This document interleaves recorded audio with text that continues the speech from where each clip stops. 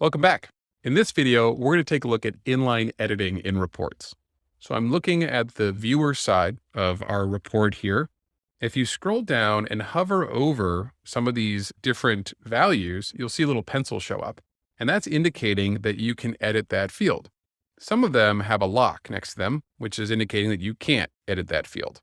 Now, that's because maybe it's a formula field or it's a system field like created date or updated date, or it's just a limitation of this feature currently.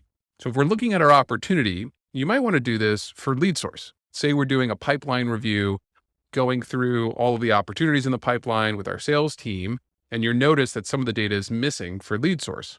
Well, just hover over that field, click the edit button, and then you can select what that value should be. Say phone inquiry for this one.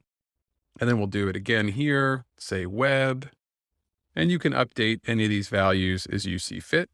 And then once you're happy with those changes, hit save. And that's what's actually going to update the records. No changes will be saved until you hit the save button. And oftentimes, people get confused because they hit save and then they notice that the data is not in the field that they just updated.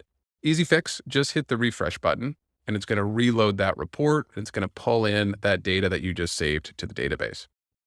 I think this is a fantastic feature. It makes reports that much more useful because you can update as you go. But there are certain situations where you might not want to use this and you might want to turn off this functionality.